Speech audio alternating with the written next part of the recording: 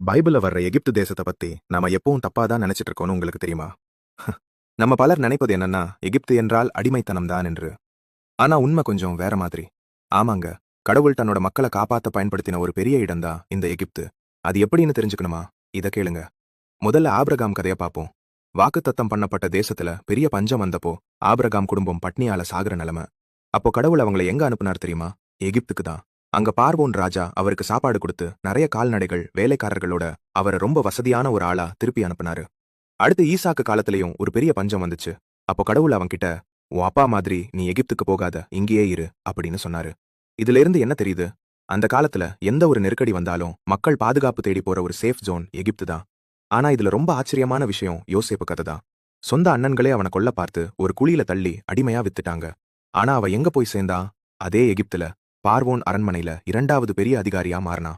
யோசேப்பு சொன்னது போல, நீங்க எனக்கு தீமை செய்ய நினைச்சீங்க, ஆனா தேவன் அதை நன்மையா மாத்திட்டாரு. இங்கதான் கதையில ஒரு பெரிய ட்விஸ்ட்.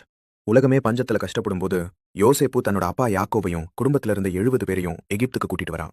யாக்கோபுக்கு கொஞ்சம் பயம். எகிப்துக்கு போனா கடவுளோட வாக்குத்தத்தம் என்ன ஆகுமோன்னு நினைச்சார். ஆனா கடவுள் அவர் கனவுல தோன்றி, எகிப்துக்கு போக பயப்படாதே, அங்க உன்னை ஒரு பெரிய ஜாதியாக்குவேன், நான் உன்னோட வருவேன் அப்படின்னு சொன்னார். 400 வருஷத்துக்கு அப்புறம் அவங்க அங்க அடிமைகளா இருந்திருக்கலாம். ஆனா யோசிச்சு பாருங்க, 70 பேரா உள்ள போனவங்க திரும்பி வரும்போது 20 லட்சத்துக்கும் அதிகமான மக்களா ஒரு பெரிய பலம் வாய்ந்த தேசமா வெளியே வந்தாங்க. எகிப்து அவங்கள அழிக்கல, பலுகி பெருக வச்சுது. ஏன், இயேசு பிறக்கும்போது கூட இதேதான் நடந்துச்சு. ஏரோது ராஜா குழந்தை இயேசுவை கொல்ல தேடினப்போ தேவதூதன் என்ன சொன்னார்? குழந்தையையும் தாயையும் கூட்டிக் கொண்டு எகிப்துக்கு தப்பி ஓடு அப்படின்னு தான் சொன்னார். கடவுளோட பாதுகாப்பு திட்டத்துல அவங்களும் ஒரு முக்கிய பங்கு வகிக்கிறாங்கன்னு அந்த எகிப்தியர்களுக்கே தெரியாது. சோ பைபிளை பொறுத்த வரைக்கும் எகிப்துங்கிறது வெறும் அடிமைத்தனத்தோட அடையாளம் மட்டும் இல்ல, அது ஒரு பாதுகாப்பாரன். சில நேரங்கள்ல கடவுள் உங்களையும் ஒரு எகிப்து மாதிரி உங்களுக்கு அசௌகரியமான